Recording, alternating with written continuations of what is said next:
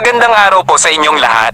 Narito po ang pinakabagong ulat natin sa panahon ngayong ika-6 ng Enero taong 2025. Luzon. Apektado ng sama-samang epekto ng Intertropical Convergence Zone at shear line ang mga lugar ng Quezon at Aurora na nagdudulot ng patuloy na pag-ulan. May posibilidad ng pagbaha sa mabababang lugar at landslide. Pinapayuhan po ang mga residente sa mga nasabing lugar na maging alerto at mag-ingat. Ang amihan ay nararanasan sa Hilagang Luzon na may bahagyang maulap na kalangitan. Ang ibang bahagi ng Luzon ay may magandang panahon. Visayas at Mindanao, may dalawang LPA ang binabantayan.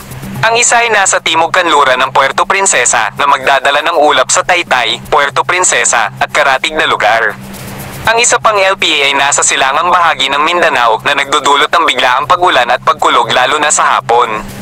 Maging alerto po ang mga residente sa Mindanao. Pangkalahatang paalala, ang ITCZ at shearline ay patuloy na nagpapalakas ng pag-ulan sa Quezon at Aurora. Ang ulat na ito ay maaaring magbago anumang oras. Maging alerto po tayo at manatiling updated sa mga bagong ulat panahon. Paki-subscribe po ang aming channel at i-click ang bell icon para sa agarang mga update. Salamat po. Karagdagang impormasyon. Nakalinya po ang ating mga partner para sa karagdagang impormasyon na makatutulong sa inyong paghahanda sa pabago-bagong panahon. Tandaan, ang ulat na ito ay batay sa kasalukuyang impormasyon at maaaring magbago.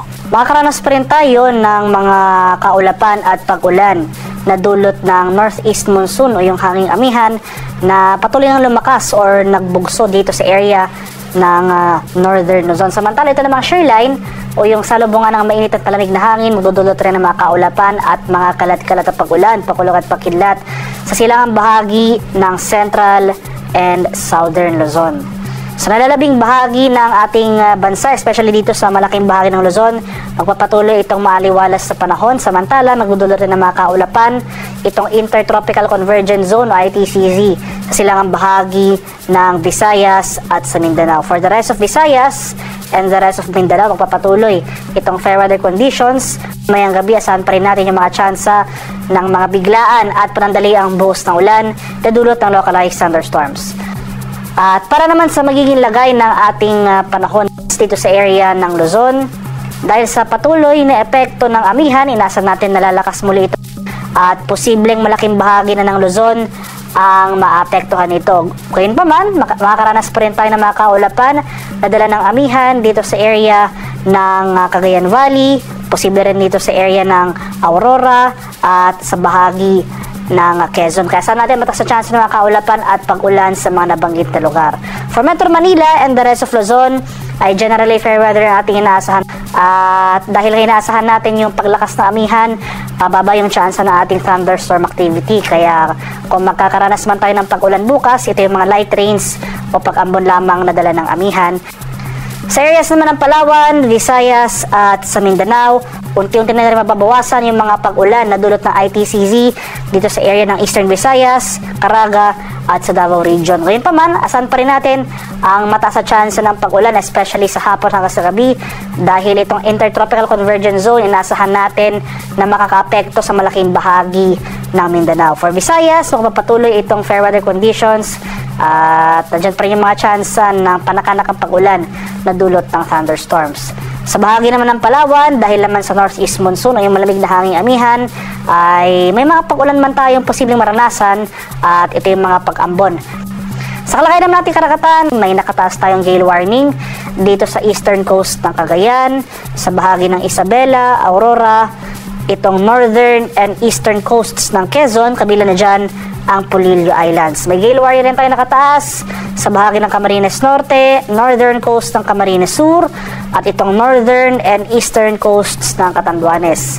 Kaya sa ating mga kababayang mangingisda at may mga maliliit na sasakyang pandagat sa mga areas na ito, huwag po muna tayong pamalaot dahil posible pa rin tayong makaranas dyan ng maalong karagatan na dala ng hanging amihan. At dito naman sa area ng Eastern Visayas, inaasahan rin natin dyan ang moderate to strong o yung katamtaman hanggang sa malalakas na alon, kaiba yung pag-iingat rin sa ating mga kababayan na maglalayag sa nabanggit na lugar.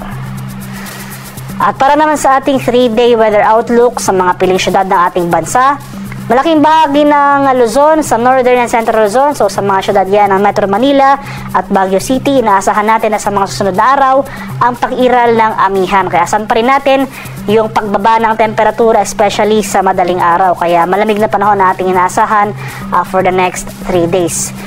Pero dito sa area ng Bicol Region, pati na rin sa lalawigan ng Quezon, so sa syudad din ng Legazpi City at malaking bahagi pa ng Southern Luzon, starting Wednesday and Thursday, inaasahan muli natin ang posible epekto ng shear line. Kaya mataas sa tsansa ng thunderstorm activity ang ating inaasahan, maulap na kalangitan at mga kalat-kalat na pag-ulan, pagkulog at pagkidlat. Sa bahagi naman ng Visayas, itong Western and Central Visayas, so sa mga syudad yan ng Metro Cebu at Iloilo City, pagpapatuloy itong fair weather conditions sa 3 araw na ito from Tuesday to Thursday, maliban na lamang sa mga tsansa ng thunderstorm sa hapon hanggang sa gabi.